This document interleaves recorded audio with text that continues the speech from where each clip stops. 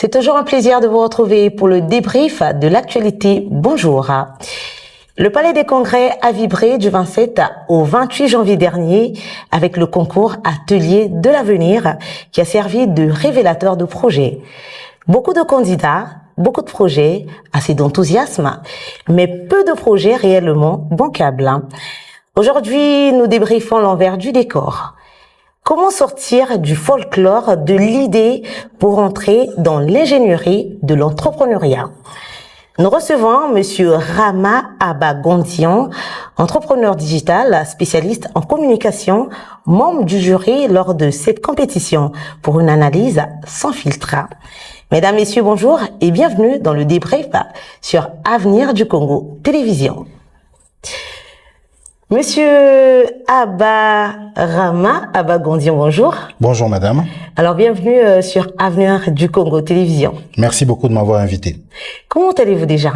Écoutez, ça va très bien, on respire, on a le peps. Alors, pouvez-vous vous présenter et expliquer votre rôle dans le jury lors de cette compétition Atelier de l'avenir? Alors, je suis Rama Abagondian, citoyen congolais, entrepreneur digital parce que je crée beaucoup de choses en rapport avec le digital et la majorité de mes entreprises sont liées au digital. Donc, spécialiste en communication et marketing et stratégie des entreprises. Alors, mon rôle durant la cérémonie, Avenir du Congo au Palais des Congrès, j'étais président du jury et mon rôle principalement consistait à, on va dire, analyser les projets de on va dire une dizaine d'entrepreneurs et de donner mon avis, une note en fonction de la pertinence de projet. Et voilà. Alors, c'est quoi déjà l'entrepreneuriat? Alors, après, chacun peut avoir sa définition, mais l'entrepreneuriat consiste à, on va dire, toutes ces activités financières indépendantes qui permettent à une personne de ne pas dépendre soit d'une entreprise, soit, on va dire, d'une institution, qui permet à une personne de pouvoir, de façon indépendante, mener des activités, gagner de l'argent de façon indépendante, sans dépendre, comme je disais, d'une institution, d'une entreprise ou d'une organisation. Voilà. Alors, quel est votre diagnostic sur la maturité entrepreneuriale au Congo, dans notre pays? Alors, mon diagnostic sur la maturité entrepreneuriale dans notre pays, bon, ça laisse beaucoup à désirer en ce qui concerne surtout, on va dire, la génération actuelle. Parce que dans notre pays, on a des gens qui ont réussi en entrepreneuriat, qui sont de véritables modèles, mais qui malheureusement n'ont pas transmis. Sous d'autres cieux, on verra dans de grandes universités, on verra Bill Gates aller parfois à l'université partager, on verra Mark Zuckerberg le faire et beaucoup d'autres. Chez nous, dans notre pays, malheureusement, on a des personnes qui ont réussi, je peux en citer plusieurs, en entrepreneuriat, mais qui n'ont jamais partagé. Ce qui fait qu'aujourd'hui, avec la forte culture que nous avons dans notre pays de dépendre de l'État, de dépendre de la fonction publique, ceux qui ont réussi n'ont pas partagé, ont laissé donc, on va dire, la jeunesse arrivant après eux dans un vide total, où les gens ne savent pas comment entreprendre parce qu'ils n'ont pas de modèle. Et même quand il y a des modèles, ces modèles ne partagent pas. Mais qu'est-ce qui justifie cela, justement? C'est ce que je viens de dire entre-temps. C'est-à-dire ceux qui ont réussi n'ont pas beaucoup partagé. Ça, c'est de un. Ensuite, non seulement n'ont pas beaucoup partagé, n'ont pas aussi fait cet effort. Il y a aussi, on va dire, notre écosystème qui pendant des années, on parle de près de 60 ans, dans lequel pour réussir dans notre pays, la perception, c'est que pour être quelqu'un, pour réussir dans la société, il faut seulement travailler dans une grande entreprise. Et donc, ce qui fait que les gens sont dans une position, bon, je ne vois pas le monde différemment que la fonction publique. Et donc, lorsque l'appel de l'entrepreneuriat arrive, les gens se lancent en regardant ce qui se fait aux États-Unis. Prennent le modèle de Mark Zuckerberg parce que j'ai vu un film de Mark Zuckerberg, j'ai vu un film de Steve Jobs, mais Steve Jobs a réussi en entrepreneuriat aux États-Unis dans un environnement qui est différent du Congo. Donc tu peux le prendre comme exemple, mais ça reste toujours mitigé parce que il n'a pas réussi chez toi. Le véritable modèle d'exemple devrait venir de notre pays. Donc les raisons sont un peu celles que je viens de dénoncer. Alors pourquoi selon vous les jeunes Congolais ont-ils tendance à peindre un rêve magnifique tout en étant incapables d'expliquer parfois la mécanique technique de son exécution? Alors, pourquoi les gens voient l'entrepreneuriat comme un conte de fées? En quelque sorte, si je reformule votre question, c'est ça. Alors, pourquoi? Simplement parce que, comme je l'ai dit tout à l'heure, faut poser la question à ces jeunes-là notamment. Vous vous lancez en entrepreneuriat, vous vous êtes inspiré de qui? Vous verrez que la majorité s'inspire de personnes qui ne sont pas au Congo. Mais est-ce que les entrepreneurs qui ont réussi existent vraiment ici au Congo? Bien entendu. Vous pouvez les citer quelques-uns. Mais bien entendu, je vais vous citer par exemple Faki. L'entreprise Faki, numéro 1 congolais du gaz, appartient à monsieur Gaston Bobianga. C'est un Congolais qui est encore en vie, il n'est pas mort. AGC, entreprise congolaise numéro 1 des assurances. C'est là, juste en face de Dialogue Congo Télécom. Le propriétaire est encore vivant. Par exemple, Chardon Farel. C'est vrai que son entreprise a connu quelques difficultés plus tard, mais l'entreprise n'est pas tombée parce que ça marchait pas. Parce qu'il y a eu un système qui est plus fort qui est arrivé. Sinon, l'entreprise serait encore bien debout aujourd'hui. Chardon Farel perd son âme, le promoteur qui est... Mais attendez, il y a plein d'entrepreneurs à succès. Il y a, par exemple, Bayo. Il y a Bayo qui est une entreprise à succès. Beaucoup de gens connaissent des entreprises. Le problème, comme je viens de le dire, c'est que je vous défie, madame, de me dire à quel moment l'un de ces fondateurs-là est passé dans une université, est passé dans une conférence pour venir partager le secret de sa réussite. Regardez monsieur Gaston Bobianga, regardez monsieur Raymond Ibata de AGC. Regardez comment son bâtiment est tout haut dans une ville comme Brazzaville. Vous voyez ce que je veux dire? Oui. Alors qu'il y a beaucoup d'entrepreneurs qui rencontrent des difficultés. Mais lui, il a des choses à nous partager. Il a des choses à nous dire. Il a même des comptes à nous rendre. Nous qui sommes en train d'entreprendre et qui rencontrons beaucoup de difficultés ici. Comment est-ce que lui, il a fait? Vous voyez ce que je veux dire? Donc, on a des modèles. Le seul problème, c'est que pour beaucoup de ces modèles-là, ils ne partagent pas. Et comme ils ne partagent pas, pour toutes les raisons, je ne vais pas rentrer dans les polémiques ou juger, mais c'est un constat, ils ne partagent pas. Et donc, ça fait que les gens... Comme on dit, la nature a horreur du vide. Ouais. Puisque dans mon propre pays, je n'ai pas de modèle, ou j'ai l'impression qu'il n'y a pas de modèle, parce que ces derniers ne se mettent pas en avant, n'écrivent pas non plus de livres, ben qu'est-ce que je fais? Je suis jeune, je regarde TV5, je regarde Canal+, je vois un gros programme, je vois un film d'un jeune comme moi qui a réussi, ben je m'inspire de ça, sans prendre en compte que lui, il a réussi. Mais aux États-Unis, là où l'écosystème est de loin plus assaini, plus développé que le nôtre. Donc oui, je m'inspire de ça, mais je ne prends pas en compte la réalité, c'est que même dans le film qu'on dit, là, il y a des choses qu'on ne dit pas. Et donc, les jeunes se bloquent sur l'aspect waouh de la chose. Sur l'aspect je veux avoir un financement. Mais Zuckerberg a eu un financement dans un environnement où il y a tellement de milliardaires, ils savent même pas quoi faire de leur argent. Donc, quand un jeune comme Zuckerberg arrive devant eux il y a plusieurs années, ils peuvent lui donner $1 million et ils s'en foutent que ça revienne pas. Mais au Congo, ça pose problème. Donc, à mon avis, c'est l'une des raisons. C'est parmi les raisons. Alors, vous êtes entrepreneur également. Quels sont les principaux obstacles qui empêchent les jeunes entrepreneurs au Congo de transformer leur idée en projet concret? Alors, bon, il y a beaucoup d'obstacles. Déjà, le premier obstacle au développement d'une entreprise, qu'on soit jeune ou pas jeune, déjà, c'est l'environnement. C'est l'environnement. C'est-à-dire que il faut comprendre une chose. Il y a des secteurs d'activité dans lesquels on peut se lancer aujourd'hui, mais selon les réalités, notre environnement peut ne pas être propice. Je vais m'expliquer. Si aujourd'hui, à l'état actuel des choses, vous voulez vous lancer dans la mode, dans notre pays, le Congo, ça va être difficile de faire une grande marque de mode. Pas parce que c'est impossible, simplement parce que pour lancer une marque de mode, il faut être en mesure déjà dans notre pays d'avoir des usines de fabrication de fils. On n'en a pas. On n'a pas d'usine de fabrication de boutons. Donc, si vous vous lancez dans ça, vous voulez lancer une grande marque comme Gautier, venant du Congo, Made in Congo et tout, ça va être difficile. Ça va prendre du temps. Donc, il y a déjà l'environnement. Ensuite, il y a, on va dire, le mindset de l'entrepreneur lui-même. C'est-à-dire, beaucoup se lancent en entrepreneuriat, mais n'ont pas le bon état d'esprit. Beaucoup ne savent pas, par exemple, que pour développer une entreprise, tu ne peux pas développer une entreprise sans marketing, sans communication. Il y a beaucoup qui se contentent uniquement d'avoir le meilleur produit, ce qui est très bien. Ça, c'est la base. Mais pour avoir des ventes, les ventes sont générées par le marketing et la communication. Or, aller sur le terrain, vous allez vous rendre compte que beaucoup de jeunes ou de personnes, moins jeunes même, se lancent en entreprise, mais avec zéro budget de communication. Moi, en tant que spécialiste de la communication et du marketing, quand je vois ça, je dis échec. Avant même que tu commences, tu as échoué. Vous voyez ce que je veux dire? Donc, il y a beaucoup il y a l'environnement, il y a le mindset de l'entrepreneur qu'on peut développer énormément. Alors, que dire à un entrepreneur qui veut se lancer dans l'entrepreneuriat? Alors, que dire à un entrepreneur qui veut se lancer en entrepreneuriat? Ben déjà, c'est de bien structurer son projet. C'est aussi de bien se concentrer sur la qualité du produit ou du service qui est proposé. C'est la base. Déjà, parce que il y a l'environnement. L'environnement doit être propice. Il faut être sûr de savoir le projet que je veux lancer, le produit que je veux lancer, le service. Est-ce qu'il est propice à l'environnement?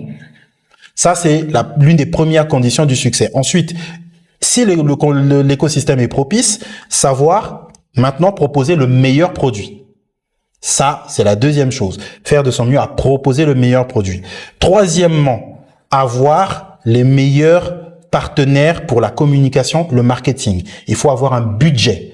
Déjà, il faut savoir que je ne peux pas développer une entreprise sans communication, sans marketing. Mais y a-t-il des agences de communication et de marketing ici au Congo? Bien entendu, il y en a beaucoup. C'est le seul problème, c'est qu'il faut reconnaître une chose.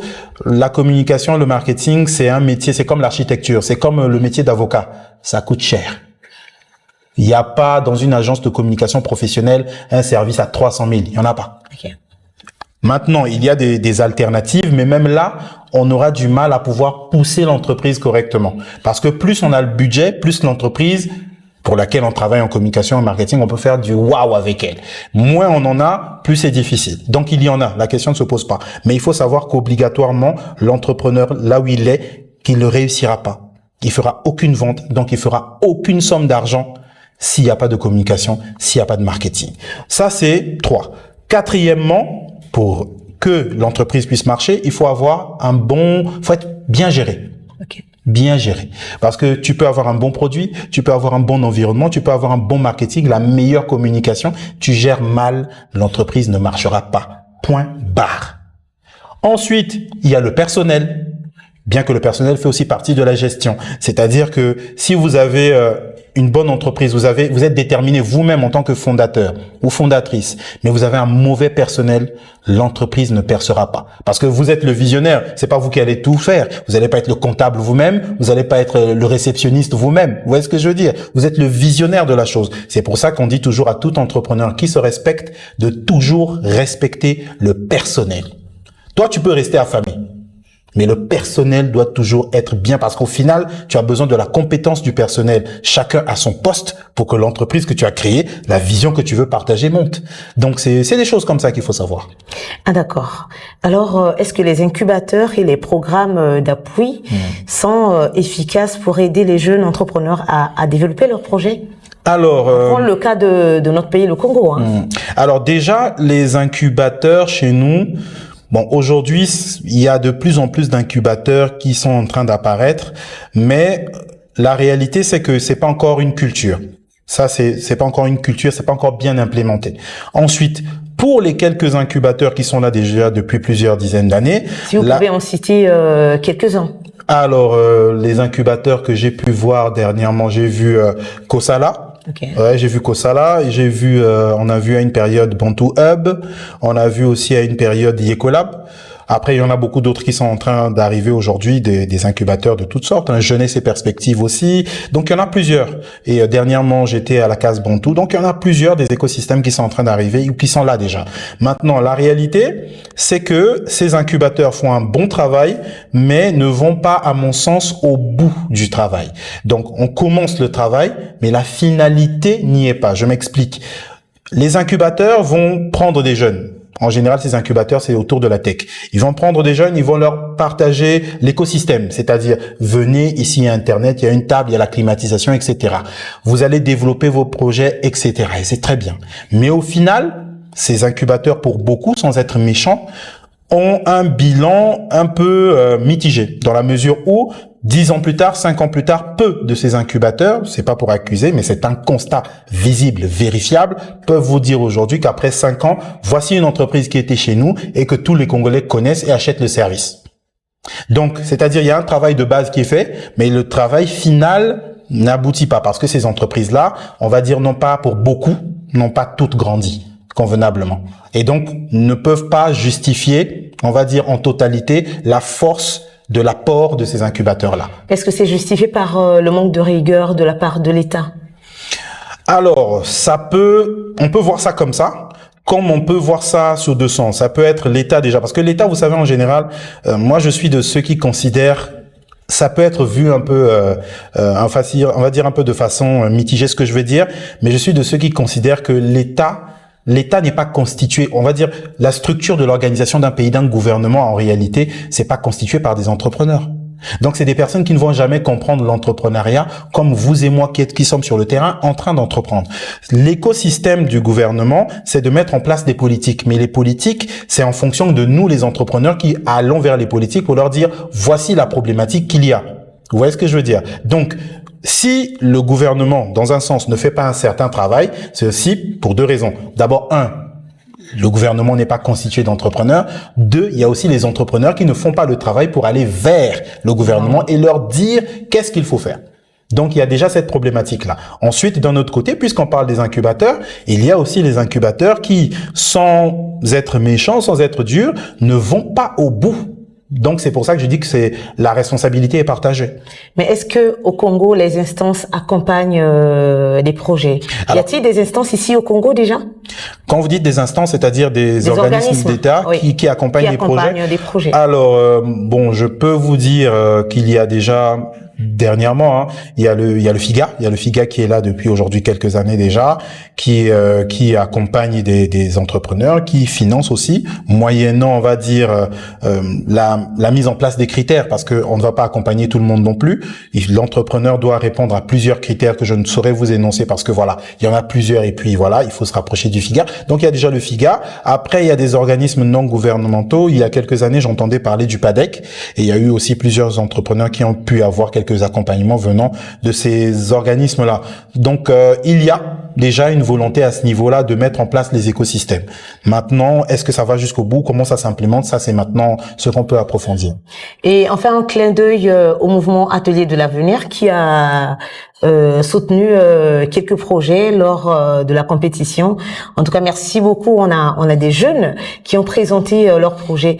Comment avez-vous vu justement ces projets? Comment décrivez-vous ces projets que vous avez jugés lors de cette compétition déjà? Alors déjà, il faut noter quelque chose. Faut être content parce qu'aujourd'hui, les jeunes ont déjà des initiatives.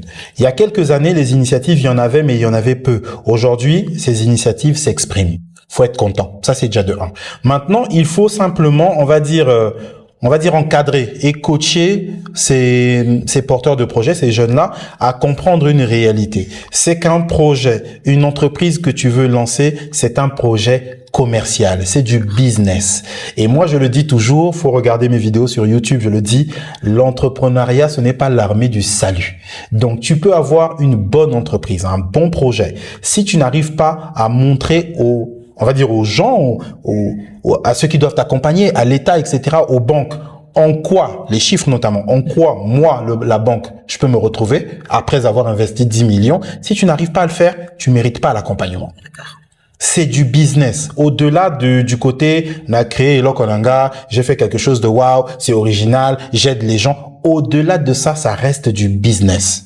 Alors, Monsieur Rama, comment les jeunes entrepreneurs peuvent-ils assurer une ceinture de sécurité financière avant de chercher un investisseur? Alors, moi, je le dis toujours. C'est le projet qui te donne la force d'aller chercher les investisseurs. Il n'y a pas de magie. C'est-à-dire, vous lancez un projet aujourd'hui, le combat, c'est de le rendre bankable. C'est de lui donner, on va dire, de la valeur. Qu'il soit, on va dire, solvable pour les investisseurs. Qu'est-ce qu'il faut faire? Il faut d'abord lancer le projet. C'est pour ça que moi, je dis toujours aux entrepreneurs, ne commencez pas par aller demander l'argent parce que vous n'allez pas réussir. C'est déjà dans nos environnements ici, il n'y a pas de capital risque. Pour que quelqu'un te donne son argent et il s'en foute que ça revienne pas, tu vas te trouver difficilement.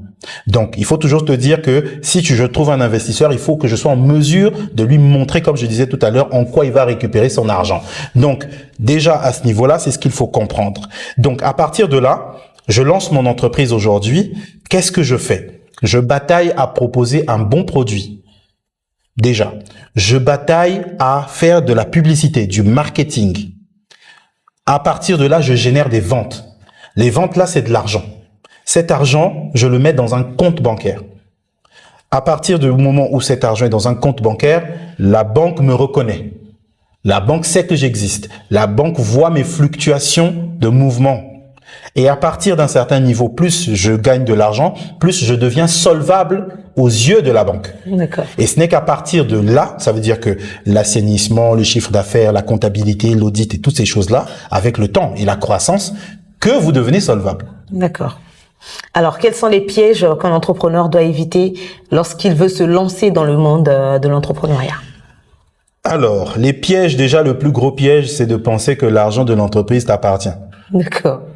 Hein, je l'ai dit, allez sur mes vidéos YouTube, je le dis. L'argent de l'entreprise ne t'appartient pas. Ça n'appartient pas à l'entrepreneur. L'entrepreneur, quand il a créé son entreprise, il doit comprendre une chose. Je suis maintenant un salarié de ma propre entreprise. Puisque j'ai créé un produit ou un service de valeur, ce service fait entrer de l'argent. Même si je suis le fondateur ou la fondatrice de l'entreprise, je deviens un salarié, une salariée de l'entreprise. Donc, je me fais un salaire. Ouais. Et donc, une bonne partie de l'argent de l'entreprise que je peux gérer, certes, ne m'appartient pas. Ça appartient à l'entreprise parce que l'entreprise doit désormais supporter ses propres charges, payer ses propres charges en fonction des ventes des produits. C'est pour ça qu'on dit qu'une entreprise, c'est un système. Donc, l'argent de l'entreprise ne vous appartient pas. Ça, c'est la première chose à savoir. La deuxième chose à savoir, c'est que l'entreprise grandit aussi en fonction du mindset, parce que ça, c'est des pièges. C'est de se dire, je connais déjà tout, j'ai plus besoin d'évoluer. Non. C'est-à-dire qu'il faut toujours continuer à se cultiver, à apprendre de nouvelles choses, maîtriser son domaine, apprendre la comptabilité, la fiscalité, la finance, etc. Parce que plus vous comprenez mieux certaines choses, plus vous évoluez. Parce qu'on dit que l'entreprise évolue en fonction des compétences et des connaissances de son fondateur. D'accord. Alors, pour quelqu'un qui a un projet, tel que moi, je prends mon exemple, j'ai un projet, mais j'ai pas de financement. Que faire? Alors, pour ceux qui n'ont pas de financement, c'est la même chose. Vous perdez du temps, en fait. Tu n'as pas de financement, comme je le disais tout à l'heure. Mais tu as un bon projet. Tu as un beau projet, effectivement. Tout dépend maintenant de l'axe. Tu es aux États-Unis, là où il y a des capital risques. Les capital risques, ce sont ces personnes-là ou ces entreprises-là ou ces groupes de personnes, de ce groupe, qui ont de l'argent. Ils ont tellement d'argent, ils savent pas quoi en faire. Ils sont à la recherche d'une bonne idée. Ils peuvent vous dans notre cas au Congo ici, justement. Comment je fais? C'est pour ça que je dis, j'arrivais, je prenais un exemple. Donc, on est aux États-Unis, il y a des capital risques. Le type, il peut mettre son argent, il s'en fout que ça revienne pas, ça pèse pas. Ça, c'est là-bas. Mais quand tu es au Congo, tu enlèves la notion de capital risque, tu enlèves la notion des banques, tu enlèves la notion de l'État. Tu pars du principe que tu es seul. D'accord. Et donc, qu'est-ce qu'il faut faire en République du Congo? C'est déjà de commencer à créer la valeur avec son projet. Matérialise ton projet. C'est pour ça que moi, je dis toujours aux gens, évitez quand vous êtes à vos débuts et quand vous n'êtes pas issu d'une famille où il y a beaucoup de milliardaires, vous avez, vous venez d'un écosystème, on va dire, simple, d'accord? N'allez pas chercher des projets à milliards parce que tu sais pas, parce que pour trouver les milliards, ça dépend de beaucoup de choses. Trouver les milliards, ça dépend de votre environnement, de vos parents, de votre famille, de beaucoup de choses. Donc, si vous êtes issu d'un environnement propice, vous pouvez trouver cet argent. Donc, dès le début, ne mettez pas en tête que vous allez avoir des financements. Créez la valeur. D'accord. Et puis, l'argent viendra. Alors, quel est votre message pour les jeunes entrepreneurs qui veulent transformer leurs idées en projet déjà? Transformer les idées en projet, il y a beaucoup de choses déjà. Il faut, comme je le disais, parce que vos questions sont bonnes, mais elles se lient déjà avec beaucoup de choses qu'on a déjà dit dès le début. Mais on a besoin de plus d'éclaircissements pour éclairer la lanterne de ceux qui nous suivent. Alors, tout à fait. Alors, ce qu'on peut dire déjà, c'est que la question, c'est laquelle? Quel est votre message à l'endroit des entrepreneurs qui veulent transformer leurs idées en projet? C'est vrai que cette question a un petit rapport avec la question que je viens de poser tout à l'heure, mais on a besoin de plus de lanterne pour... Transformer les idées en projet, c'est déjà, j'ai une idée. Oui. Je veux la transformer en projet. Ou encore projet, parce que même là, par exemple, ce que vous tenez là, c'est un bloc-notes, c'est un projet déjà en lui-même. Je veux matérialiser. C'est-à-dire qu'il faut avoir l'esprit de l'idée et de l'exécution. Maintenant, ce qui empêche beaucoup de gens d'exécuter, il y a deux choses. Un, il y a la peur. Qu'est-ce que les gens vont dire? Ensuite, il y a, on va dire, les ambitions qui sont trop élevées. Je m'explique. Vous lancez un projet, vous lancez une entreprise. Votre entreprise demande au lancement 100 milliards. D'accord. Vous allez les trouver où? Vous voyez ce que je veux dire? Je prends le cas de figure d'un jeune ou d'une jeune qui est à Evo. Elle est à Evo, cette jeune-là. Elle a un projet qu'elle veut lancer qui coûte 100 milliards. Ça, c'est un projet. C'est bien. D'accord? Quand elle a calculé, elle dit, moi, pour lancer mon projet, pour qu'il soit opérationnel, j'ai besoin de 100 milliards. Tu vois, tu es à Evo. Bon, à Evo, il y a combien de banques là-bas? Il y a combien d'hommes riches qui peuvent te donner seulement 50 millions? Donc déjà, tu es dans un écosystème où tu n'auras pas ça. Vous voyez ce que je veux dire? Donc, à partir de là, il faut comprendre simplement moi j'appelle ça compartimenter le rêve. C'est-à-dire, au lieu de viser 100 milliards, je compartimente mon rêve et je dis par exemple, je veux lancer mon rêve avec mon projet. Le grand projet, c'est 100 milliards. Mais je commence par un petit projet qui va me coûter 1 million. Step by step. Step by step. Et c'est pour ça qu'on dit toujours en entrepreneuriat, pour les vrais entrepreneurs, commencez là où vous êtes avec le peu que vous avez. En tout cas, merci beaucoup. Le temps est parti, Monsieur Rama. On va vous demander un dernier mot pour la fin. Pour la fin. Un petit mot à l'endroit de tous les entrepreneurs qui nous suivent, tous ces jeunes qui veulent se lancer dans l'entrepreneuriat et aux collègues qui sont partout, qui vous suivent sur Avenir du Congo TV. Alors, une fois de plus, merci de m'avoir invité. Bon, qu'est-ce que je peux dire? L'entrepreneuriat, c'est pas l'armée du salut. D'accord. Enlevez-vous ça dans la tête. Vous pouvez réussir. Commencez petit, grandissez. En grandissant, vous allez acquérir la valeur.